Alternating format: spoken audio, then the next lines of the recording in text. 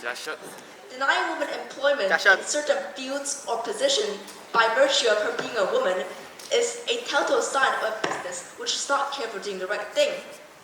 More women should be involved in STEM. More women should be involved in politics. More women should be involved in influential and decision-making positions. So it may be very strange to you, for someone who cares so much about women's diversity in workplace, I'm going to speak on 8 minutes, 7, on why women should not become CEOs. But the question is not whether if a woman can become a CEO, for we know a woman can do anything just as well as her male counterpart, even better most of the time. Here on the screen are 3 women. Queen Elizabeth of England, the former UK Prime Minister Margaret Thatcher, and ex-PepsiCo CEO Indra Nooyi. One thing they all share in common is that they are all powerful leaders in their own rights. But a female leader does not equal a more feminist mode of governing. In fact, another thing they all share in common is how women were still severely exploited and abused under them. Queen Elizabeth famously stated in her speech that she was a weak and feeble woman, but she had the heart and stomach of a man to rule England. And whether this is a statement of political self-preservation or of her genuine beliefs, there is no denying that Queen Elizabeth certainly had no interest in improving women's rights under her reign.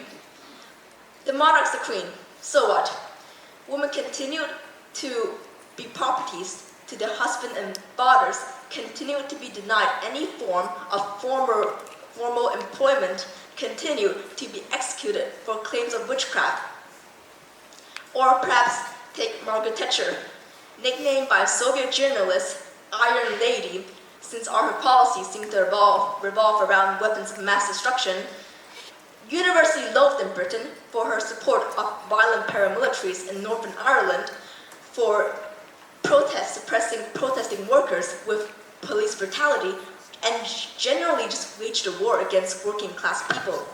Or perhaps a more modern example, Indra Nooyi, former CEO of Pepsi, who said she found it cringeworthy to ask for a raise. She could imagine working for somebody and asking for a raise and saying her pay is not enough, or saying that you couldn't be a working woman and a successful mother at the same time.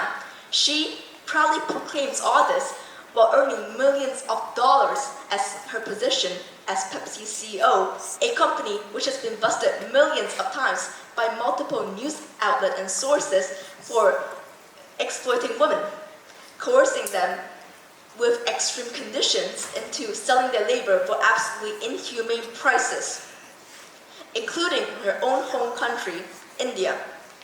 How can one exclaim that the working woman should suffer cruel conditions while sitting on nickel and dimes made from the blood of these very workers?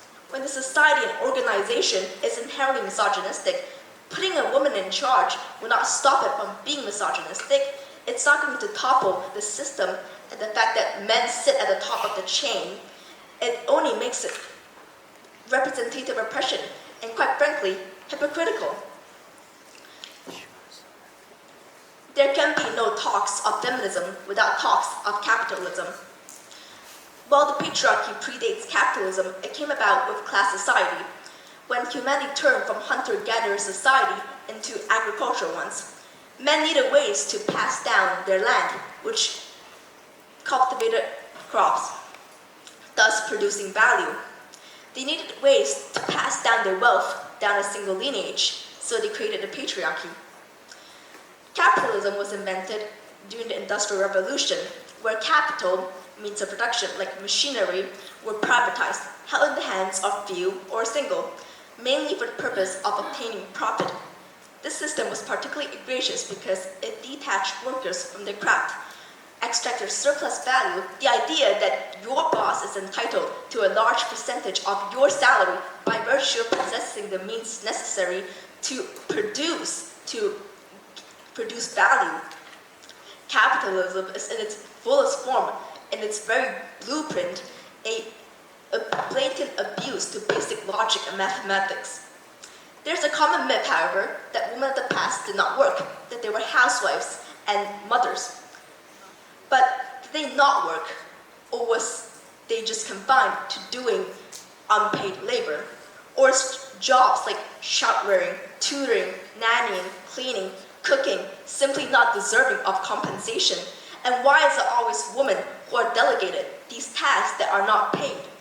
It's simple: capitalism and the patriarchy. Labors that cannot produce value to the capitalists, to the bourgeoisie, is tossed aside, discarded, and given to the lowest, scummiest, most subhuman of society, women. To take Frederick Engels' words, capitalism has made men into wage slaves and women into slaves of a slave. While the patriarchy and capitalism has not always existed at the same time, they serve to reinforce one another. Neither of these systems are strangers to the concentration of wealth and power in a small number of people. Perhaps it's unfair to compare these old theories to the very advanced modern business practices we have today. So let's look in the past. And was it truly that regressive, or is that just a Western perspective on history? Here on the slide, the first poster is the infamous "Show her it's a man's world" poster for when he was in ties. This sort of misogynistic messaging were the standard in the Western advertisement industry. Slogans and texts where women were seen as inferior, showcased, portrayed as dumber, less competent than men, and generally below men were the industry standard. And imagery where women were spanked, treated violently, objectified, dehumanized was commonplace. Sure, you find World War II poster during wartime at World War I, World War II, where women were encouraged to go out and replace men in factories, but how often were these governments advocating for women's rights other than when they needed them? Rarely. The Eastern world, however, was a different scene. Even Western scholars cannot deny that countries, socialist states like the Soviet Union, has always been indubious advocates for women's rights. Since 1917, women and men has been guaranteed equal rights in the Soviet Union. That is better than the 176 modern countries which has yet even legally guaranteed equal rights for women and men, let alone making any effort to stop it culturally.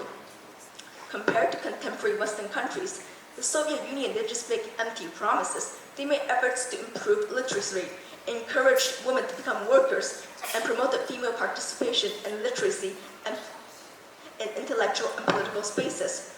While women in the West were still fighting for the rights to vote, the right to suffrage, women in the USSR were allowed to speak as politicians, as intellectual and valued members of the society. Not just the USSR too. A strong feminist stance was a universal feature across socialist states, like Mao Zedong's "Women hold up half the sky" slogan, or Rosa Luxemburg's "Women's freedom is a sign of social freedom." Therefore, it is impossible to tear feminism away from its socialist roots, or the fact that communism has always been at the forefront of women's rights, when even the International Women's Day we celebrate today has its origin in the Socialist Party of America and the October Revolution. True feminism empowers women of every race, women of every class, women of every age, women of every job, women of every ethnicity. This is the only feminism we're fighting for. Feminism which fights for women's right to a seat with her oppressor is merely the patriarchy repackaged with a pink wrapper to sell false delusions to the working class. Does the fact that your boss is female change the reality that she made you work hundreds of hours overtime with no pay? Or the fact that you toil day and night just to hand her the majority of the profit earned by your labor? A woman can only be as feminist as the system she serves and bows down in servitude is, and when she serves not the people, but the bloody money earned from the corpse of millions of workers, she has declared herself a traitor to the feminine class. There can be no female emancipation without destruction of all forms of hierarchy. I end this speech with a quote from Frederick Engels. Bourgeois society stands at the crossroads, either transition into socialism or regression into barbarism. Thank you.